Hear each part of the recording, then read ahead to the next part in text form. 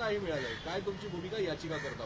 जय श्रीराम, जय श्रीराम, जय श्रीराम, जय श्रीराम, जय श्रीराम, जय श्रीराम, वंदे मातरम, वंदे मातरम, वंदे मातरम, वंदे मातरम, वंदे मातरम. वंदे मातरम.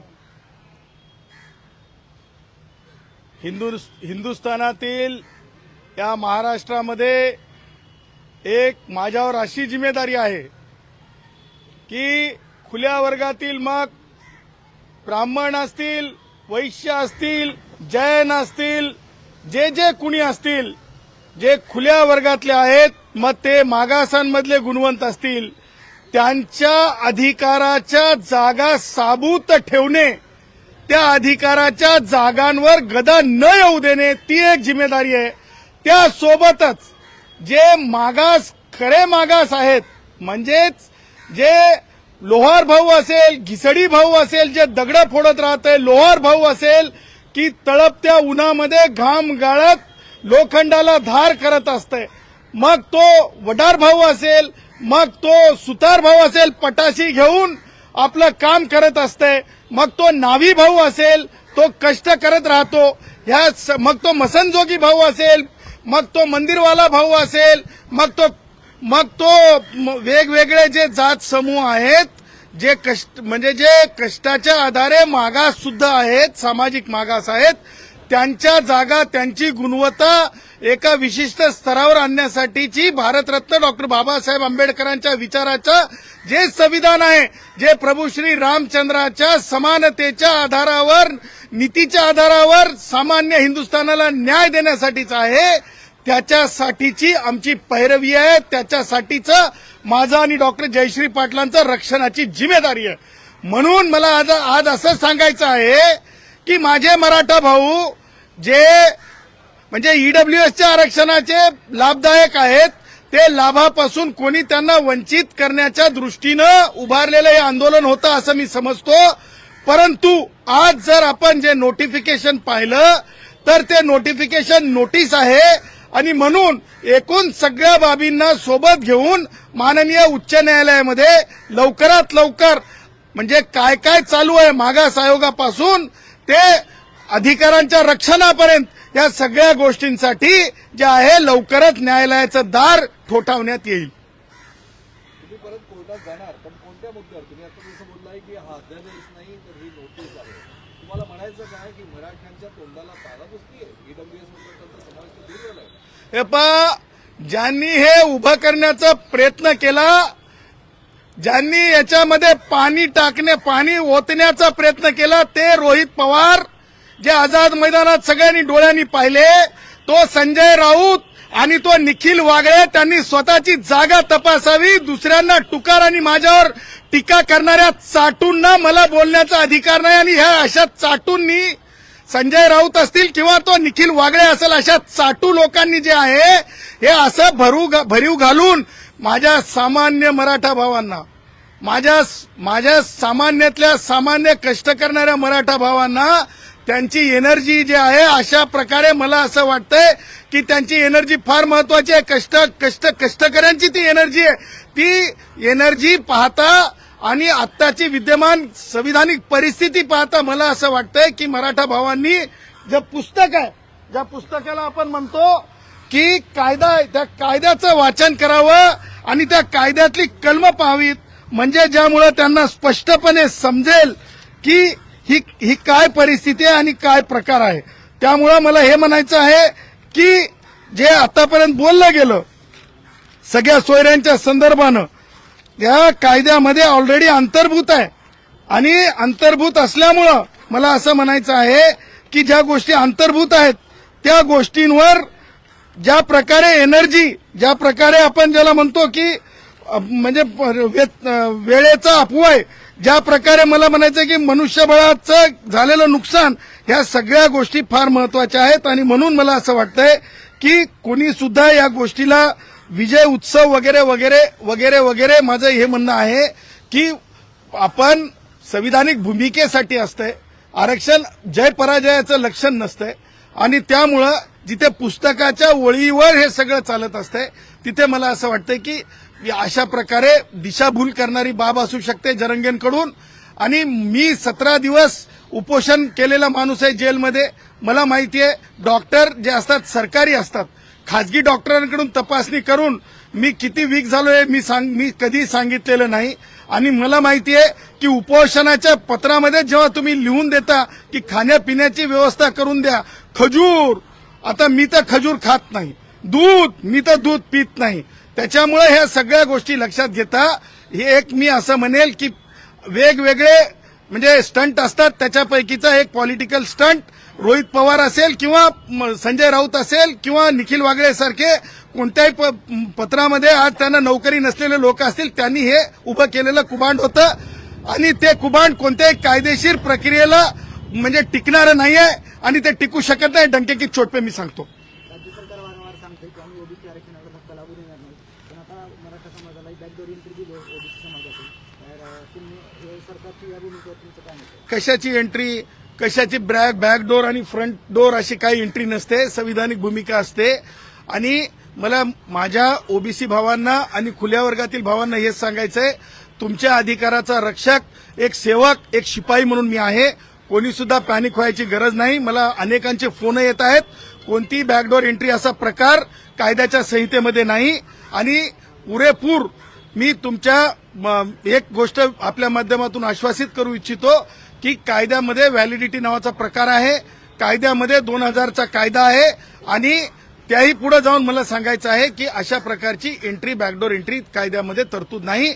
आणि माननीय मुंबई उच्च न्यायालयाच्या औरंगाबाद म्हणजे आता छत्रपती संभाजीनगर खंडपीठाने माननीय न्यायमूर्ती BH मार्ल्यापल्ले साहेबांनी स्पष्टपणे डिसिजन दिलेला आहे की कुणबी भाऊ जे मराठवाड्यातले आहेत ते कुणबी भाऊ हे मागास कुणबी नाही आहेत, हे स्पष्टपणे सांगितलेलं आहे. तो कायदा आहे. आणि मला असं वाटतंय की सरकार असो किंवा जरंगे असो, हे कायद्यापेक्षा कोणी सुद्धा मोठे नाहीत.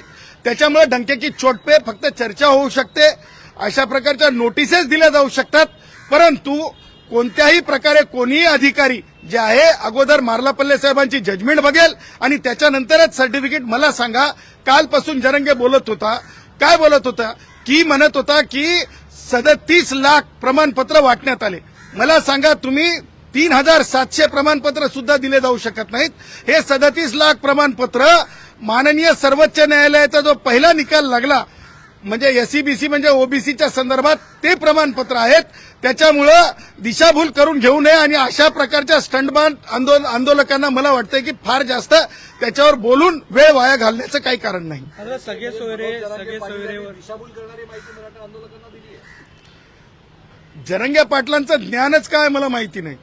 जरंगे पाटील कोणत्या लॉ कॉलेजमधून पास झालेले आहेत किंवा जरंगे पाटलांनी कोणत्या विषयात डॉक्टरेट केलेली आहे किंवा जरंगे पाटलांनी कोणती याचिका दाखल केलेली आहे. हा, मराठा समाजामधले अनेक विद्वान लोकही आहेत, त्यांनी म्हणलं तर वेगळी गोष्ट आहे. विनोद पाटील असतील किंवा दत्ताभाऊ पाथरीकर असतील, ही मोठी माणसं आहेत, त्यांनी म्हणलं एखाद्या वेळेस तर मी समजू शकतो.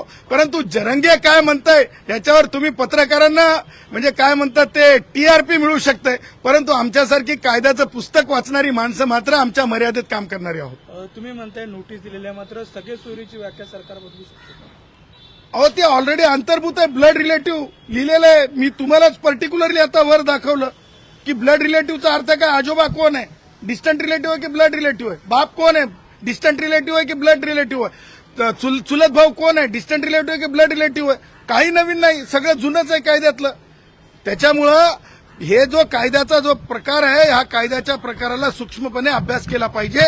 आणि मला असं वाटतंय की याच्यामध्ये फार हुरळून कोणी जाण्याची गरज नाही. आणि माझ्या ओपनमधले भाऊ असतील ज्यांच्या जागा मी कमी होऊ देणार नाही, त्याचबरोबर ओबीसीतले भाऊ असतील त्यांनी सुद्धा चिंता करण्याची गरज नाही. संविधानाचं पुस्तक आपल्या सोबत आहे, असं काही गैर होऊ दिला जाणार नाही. आणि सरकारचं दायित्व आहे की कोणत्याही परिस्थितीमध्ये काही गैर ओबीसींसोबत असेल किंवा ब्राह्मणांपासून ते खुल्या वर्गातील सगळ्या गुणवंतांपर्यंत असेल, कुणासोबत सुद्धा गैर होणार नाही याची काळजी सुद्धा सरकारने घेणे आवश्यक आहे. पण जर जरांगेंची ही जर मागणी सरकारनं कायदेशीर मार्फत जर मान्य केली तर इतर मागासवर्गीयांसाठी जी काही व्याख्या तयार केली आंबेडकरांनी, तिलाच काय अर्थ राहणार नाही. नाही, मला एक सांगा, कोणती व्याख्या. ब्लड रिलेटिव्ह, अहो या ऑलरेडी ब्लड रिलेटिव्ह म्हणजे काय, तुमच्या चुलत भावाला जर प्रमाणपत्र पाहिजेच असेल तर तुम्हाला अफिडेव्हिट देण्याची तरतूद आहे. ती तरतूदच आहे ना, कायद्यातच तरतूद आहे.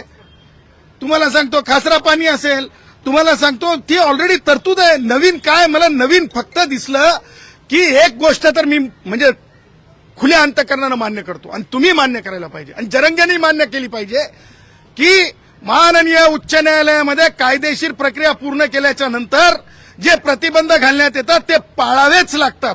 नवी मुंबईत थांबावं लागतंय, मुंबईमध्ये येताना विचार करावा लागतं. ह्या सगळ्या गोष्टी ज्या आहेत कायदेशीर आहेत, संविधानिक आहेत. त्याच्यामुळं प्रत्येकाला कायद्याच्या चौकटीत राहावं लागेल, तो मग कोणी किती मोठा जरी असला तरी. धनगरांचा प्रवर्ग बदलण्याच्या मागणीला तुमचा पाठिंबा आहे का? हा? धनगरांचा प्रवर्ग बदलण्याच्या तो मागणीला विषयच आणखीन चर्चेला आलेला नाही, त्याच्यामुळे नो कॉमेंट्स. म्हणजे आज घडीला ओबीसी आरक्षणाला कसलाही धक्का लागलेला असं गृहीत धरू शकतो. अहो मला सांगा, माननीय उच्च न्यायालयाच्या औरंगाबाद खंडपीठाने 226 या आर्टिकलच्या संविधानिक अधिकारामध्ये दिलेला निकाल आजच्या नोटीस सुपरसीड करू शकते का? मला सांगा, उच्च न्यायालयाचा निकाल वरती आहे की तुम्ही काढलेली नोटीस वरती आहे? सिंपल गोष्ट आहे.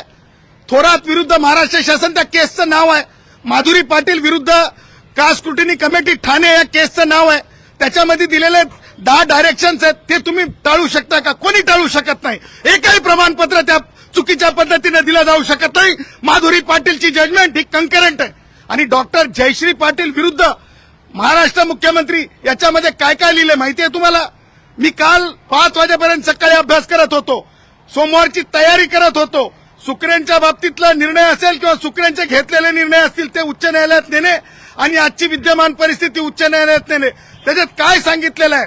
रिसेंट जजमेंट आहे 2023ची, त्याच्यामध्ये जयश्री पाटलांचा उल्लेख आलाय आणि त्या जजमेंटमध्ये स्पष्टपणे सांगण्यात आलेलं आहे की जे सत्ताधारी आहेत, परत सांगतो, ऐका हो ऐका, सरकार ऐका, परत सांगतो, त्या जयश्री पाटलांच्या जजमेंटमध्ये काय सांगितलंय व्यवस्थित वाचा.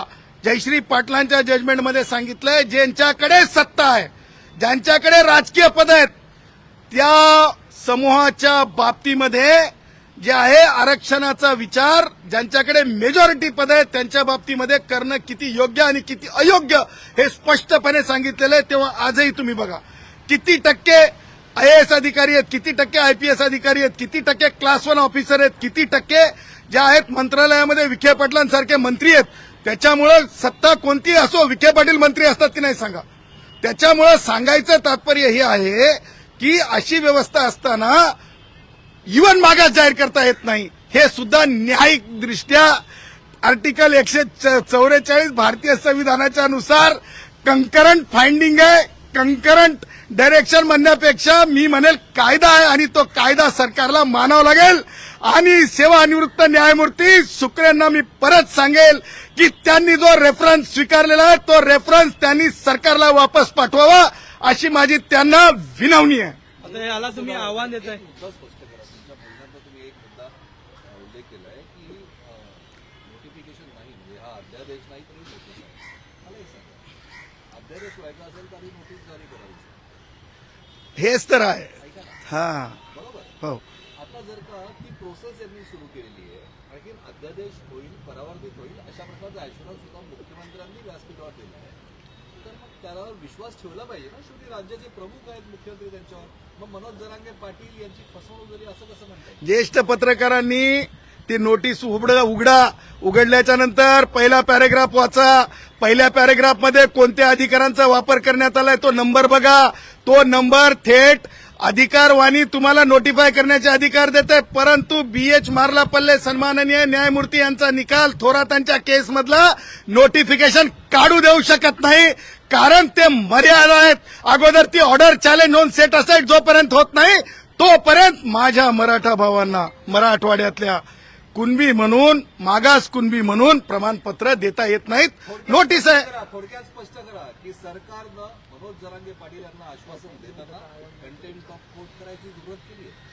सगळ्यात अगोदर तर मला हे म्हणणं आहे की जरंगेंनी स्वतःच कंटेम्प्ट ऑफ कोर्ट केलेला आहे, कारण सर्वोच्च न्यायालयाचा निकाल असताना आणि एकूण फाइंडिंग्स कंकरंट असताना ज्या प्रकारे आंदोलन करून म्हणजे काल मला नवी मुंबईतूनही लोकांचे फोन आले, आपणही पाहिलं ज्या प्रकारे त्रास द्यायचा हेतू होता तो अशुद्ध हेतू होता. आणि क्लीन हँड जर असतील तरच कायदा सपोर्ट करते, क्लीन हँड नसतील तर कायदा सपोर्ट करत नाही. याला आता तुम्ही आव्हान देणार हे अहो सोमवार येऊ द्या, लोकांना आपापल्या घरी जाऊ द्या, शांत चित्तानं सोमवारची वाट बघा. दुसऱ्या बाजूला जर पाहायला गेलं तर ह्या आरक्षणावरून तुमची सिक्युरिटी आहे ती वाढवण्यात आलेली होती. यानंतर आता मनसे टीका करते की दर महिन्याला 20 लाख रुपये खर्च तुमच्या सिक्युरिटी होते. सरकारचे जावं आहेत काय अशा शब्दात टीका करते. ते काय जावं येत काय, ते कॅमेरे लावलेत, ते ह्याच्यावर किती खनखन खनखन खटखट खटखट खट नोटा मोजल्या चालल्यात, हे बघण्याला ते कोण आहेत? त्यांचा राज ठाकरे काय मालक झालाय का? राज ठाकरेचं कर्तृत्व काय, राज ठाकरेची पार्श्वभूमी काय, असं बोलायला गेलं तर खूप बोलू शकतो. आज तो वेळ नाही, आज तो विषय नाही. त्यांनी टोल नाके बघावे आणि टोल नाक्यावरले किती पैसे मोजले चालले ते बघावे. त्यांनी सरकारला शानपण शिकवण्या एवढं आणि माझ्यासोबत माझ्यावर टीका करण्या एवढे ते मोठे नाहीत. 1 to 1 राज ठाकरे सदावर ते येऊ द्या. मी सांगतो, कोणी कार्यकर्ते छोटी छोटी माणसं बोलत असतील तर त्यांच्यावर मी रागावणार नाही. तुम्ही याचिका केली होती, तुमचा एकंदरीत विरोध होता या एकंदरीत जरांगीच्या मागण्या, पण मागण्या पूर्ण मान्य नाही झालेल्या दिसत आहेत एकंदरीत आपण बघतोय. तर आता तुमची नेमकी भूमिका काय आहे? बघा, मागण्या कोणत्या हो? मागण्याला काहीतरी संविधानिक आधार लागत असतो. माझा मराठा समाज जो आहे ना, तो सामाजिक मागास नाही. आणि खजूर खाऊन, दूध पिऊन, माझ्या स्वतःच्या डॉक्टर, अहो मला हे सांगा, मी तर नाही खात. माझ्याकडे कोणी डॉक्टर तारक नाही. माझ्याकडे तर सरकारी डॉक्टर होते, आपण सगळ्यांनी बघलेले आहेत. त्याच्यामुळं मला हे म्हणायचं आहे की अशा प्रकारे बघा, लक्षात ठेवा, सत्य टिकतंय, दूध का दूध, पाणी का पाणी. थोडं थांबा, सगळ्यांच्या लक्षात येईल काय होतं आणि काय नव्हतं. ओबीसी आरक्षणाच्या बचावासाठी तुम्ही न्यायालयीन लढाई पण लढणार आहात, पण वेळ पडली तर रस्त्यावरची लढाईला तुमची तयारी आहे? काय गरज आहे? अत्यंत संविधानिक पुस्तकावरला आधार आहे. मला काय म्हणजे काहीतरी मिळवण्यासाठी काहीतरी आटापिटा. मला 2च लेकरं आहेत आणि मी स्मॉल फॅमिलीवर विश्वास करणारा माणूस आहे. मी काय बाबा, मी जन्माला काही 4-5 लेकरं घातलेले नाहीत. जरांगे संपूर्ण राज्याच्या लेकरा बाळांचा विषय मानतात. स्वतःचा बी आहे ना त्यांचा, त्यांचे बी तर लेकरं शिकायचे, 4ही लेकरं. पण ते तरतूद आहे का? त्या कायद्यामध्ये तरतूद आहे का? कोणत्या मागण्या मान्य झाल्यात? झुकण्याचा आणि म्हणजे विरोध करण्याचा आणि उभं राहण्याचा काय संबंध आहे? अहो मला एक सांगा, हे काय राजकारणाची निवडणूक होती का गुलाला उधळायला? आम्ही सर्वोच्च न्यायालयामध्ये जिंकलो, सामान्यातला सामान्य ओबीसी सर्वोच्च न्यायालयामध्ये जिंकला, सामान्यातला सामान्य ब्राह्मण सर्वोच्च न्यायालयात जिंकला, असं म्हणायचं का? नाही. ह्या संविधानिक भूमिका असतात, त्याला चुकीच्या पायंड्याने नेऊ नका, याला राजकीय स्वरूप देऊ नका, एवढंच माझं म्हणणं आहे. सामाजिक भावनेचा अवमान कोणी करू नये असं जरी तुम्ही म्हणत असता तरी सामाजिक भावनाही असते. पण या सगळ्या विषयात ज्या सरकारवर तुम्ही तोडसूट देत आहे त्या सरकारमधले एक मंत्री छगन भुजबळ यांनी आरोप केलाय की मनोज जरांगे पाटील यांना दिलेलं आश्वासन ते फसवं आहे. ईडब्ल्यूएस मधनं मराठ्यांचा जो लाभ मिळत होता तो आता मिळणार नाही. कायद्याच्या अभ्यासकात तुम्ही, संविधानाच्या अभ्यासकात, आरक्षणाच्या अभ्यासकात छगन भुजबळ यांच्या आरोपामध्ये तथ्य आहे, काय सांगा? नाही, भुजबळ साहेबांनी जे सांगितलंय की ईडब्ल्यूएस पासून मराठा समाज वंचित होत आहे, जिथे 10% जागा स्पष्ट होत्या त्या जागांपासून मराठा समाज वंचित होत आहे, हे काही वेगळं सांगण्याची गरज नाही. आणि राहिला प्रश्न ओबीसी मधून मला सांगा, प्रमाणपत्र कसे मिळणार? ओबीसी मधून प्रमाणपत्र मिळणं हे दुर्लभ गोष्टी आहेत. कारण म्हणजे भुजबळ साहेबांनी थोरातांची जजमेंट जर वाचली तर एकही तहसीलदार, मला सांगा कोण तहसीलदार आहे आज? मला सांगा, जे जरंगेंच्या बाबतीमध्ये तुम्ही चॅनलवाल्यांनी मुलाखत घेतली, विभागीय आयुक्त छत्रपती संभाजीनगर, 35व्या सेकंडला त्यांनी काय सांगितलं? परवाच्या दिवशी त्यांनी सांगितलं की 32,000 नोंदी. तुमच्या पत्रकारांनी विचारल्या काय ते 52 लाख, किती 52 नाही 54 लाख, त्याच्यावर त्यांनी काहीच बोलले नाही. कारण त्या ज्या नोंदी आहेत त्या एकूण जे महाराष्ट्रातले जे खरे म्हणजे मागास एसईबीसी आहेत, कुणबी आहेत, त्यांच्या संदर्भातले आहेत. त्याच्यामुळं मला असं वाटतंय की राजकारण्यांनी राजकारण करावं, परंतु म्हणजे संविधानिक विषयाला घेऊन आणि खास करून म्हणजे याच्या बाबतीमध्ये, आरक्षणाच्या बाबतीमध्ये गलिच्छ राजकारण करू नये. सगळ्यांची जिम्मेदारी आहे. माझ्या मराठा भावांनी सुखरूप आपल्या घरी जावं, कारण ते सुद्धा माझा श्वास आहेत. आणि हेच म्हणेल की ह्यापुढं पुस्तक वाचाल तर वाचाल, नाहीतर चुकीच्या मार्गानं चुकीच्या मार्गानं वेळाचा अपव्यय, चुकीच्या मार्गानं स्वतःला त्रास करून घेणं आहे. या व्यतिरिक्त जरंगेच्या आंदोलनात फार जास्त आहे असं मला वाटतं. सर, तुमचं हे आवडतं सरकार आहे, अनेक निर्णयाला तुम्ही पाठिंबा दिलेला आहे. हा निर्णय तर सरकारनंच दिलेला आपल्याला पाहायला मिळतंय. मग नेमकं चुकीचं कोण? सरकार चुकीचं की? एक लक्षात ठेवा, सरकार मायबाप असते. जरंगेंनी काय सांगितलं? सगळे सोयरे. तुम्ही स्वतःच वर होतात, मी तुम्हाला पुस्तकातली व्याख्या दाखवली. सगळे सोयरे आणि ब्लड रिलेटिव्ह याच्यात काय फरक आहे? ब्लड रिलेटिव्ह असेल तरच सगळा सोयरा असते. त्याच्यामुळे मला असं वाटतं, मला चुकीचा मराठी म्हणजे याचा शब्द वापरायचा नाही आपल्या गुराखी भाषेतला, कारण मी गुराखी साहित्याचा अभ्यासक आहे. त्याच्यामुळं म्हणजे कडीला ऊत वगैरे मला म्हणायचं नाही. त्यामुळं नवीन काही आहे असं वाटत नाही मला. सिंपल आहे आणि सगळ्यांनी सुखरूप घरी जावं, जरंगेने सुखरूप जावं. जरंगेने म्हणजे उपवास खरंच केला असेल तर स्वतःच्या प्रकृतीची काळजी घ्यावी. त्यांची मान्यता आहे की त्यांच्या मागण्या पूर्ण झाल्या आहेत. काही शुभेच्छा आहेत का त्याच्यासाठी? कोणत्या मागण्या तुम्ही तरी सांगा पूर्ण झालेल्या आहे? 1, 2, 3, 4 मला सांगा. 307 सारखे गुन्हे वापस घेऊ शकतात का? मला सांगा 307 सारख्या गुन्ह्याला रिपोर्ट फाईल केला जाऊ शकतो का? मला सांगा पोलिसांवरील म्हणजे हल्ले याच्यावरले गुन्हे मागे होऊ शकतात का? मला सांगा सर्वोच्च न्यायालयाने एसटी महामंडळाच्या बसेस फोडलेल्या बाबतींमध्ये काय निर्देश आहेत? कोणाच्या खिशातून पैसे वसूल करायचे? मला सांगा माझ्या गाडीचे काच फोडले ते पैसे कोणाच्या खिशातून वसूल करायचे? हे सगळे पैसे जो माणूस आंदोलनाची घोषणा करतो, जो माणूस आंदोलनामध्ये सहभागी होतो, ह्या सगळ्यांकडून वसूल करायचे. मला नाही वाटत की त्याच्यातले कोणते गुन्हे वापस होऊ शकतात. मला नाही वाटत की माननीय मुंबई उच्च न्यायालयाच्या मार्लापल्ले साहेबांच्या जजमेंटच्या नंतर सरकारचं हे काय नोटीस काय ते टिकू शकते. त्यामुळे मला तुम्ही सांगा की कोणती मागणी 37 लाख कोणते कुणबी मराठा आहेत त्यांना मिळाली का सांगा मला तुम्ही. हा बोला. हो, सोमवारी इत्याभूत सगळी गोष्ट आपल्या समोर येईल. थोडी वाट बघा. तुम्ही न्यायालयात सोमवारी जाणार आहे का? आणि भुजबळांनी जी बैठक बोलवली आहे, तुम्ही त्याच्यात सहभागी होणार का? ओबीसी नेत्यांशी तुम्ही चर्चा करताय? मला जे मानवतासाठी काम करतात त्यांच्या सगळ्यांकडे जावं वाटतंय. मग राष्ट्रीय स्वयंसेवक संघ असेल, भुजबळ साहेबांचं संघटन असेल, बौद्ध भिक्खू संघ असेल, सगळीकडे जायला आवडतंय मला. परंतु माझ्या वेळेअभावी बऱ्याच ठिकाणी मी जात नाही. तुम्ही पाहिलं का मला एखाद्या आंदोलनाच्या मंचावर? त्यामुळे सांगायचं तात्पर्य हे आहे की मी सगळीकडे जाणारा माणूस आहे, परंतु वेळेअभावी मी गेलो नाही याचा अर्थ मी त्यांच्यापासून वेगळा असं समजू नये. एक शेवटचा प्रश्न, आझाद मैदानावर जो जल्लोष आहे तर ते मराठा आंदोलन डंकेकी चोट आरक्षण मिळवलं असं प्रतिक्रिया देत आहे. डंके की चोट पे तर माझी ताई सुप्रिया ताई सुद्धा बोलली. त्याच्यामुळे डंके की चोट पे हे मी दिलेलं ब्रीद आहे, मी दिलेली वाक्य आहे, शब्द आहे. त्याच्यामुळे अनेक जण बोलतात आणि बोललं पाहिजे. याचा अर्थ ते लावून काही हो म्हणलं तर हो होतंय असं नसतंय. नाही, मला फॉलोअर्स वाढवायची चिंता नाही. कारण मी जयश्री पाटील आणि माझे आमचं इचूचं बिराड, म्हणजे इचू म्हणायचं नाही पण बिराड आमचं पाठीवर असते, तेवढ्यात आम्ही आनंदी आहोत. आणि हे ब्राह्मणांपासून ते वैश्यांपर्यंत सगळ्यांची काळजी घेण्यासाठीचं दायित्व आम्हाला दिलेलं आहे. ओबीसींची काळजी घेण्याचं दायित्व आहे. शेड्यूल कास्ट, शेड्यूल ट्राईबची काळजी घेण्याचं दायित्व आहे. देशामध्ये जे कोणी कष्टकरी आहे, स्ट्रीटवरला माणूस असेल, बाळ असेल, आजारी माणूस असेल, सगळ्यांचं दायित्व आमच्यासोबत आहे. त्याच्यामुळं ती आमची जिम्मेदारी म्हणून आम्ही वागतो. रॉयल्टी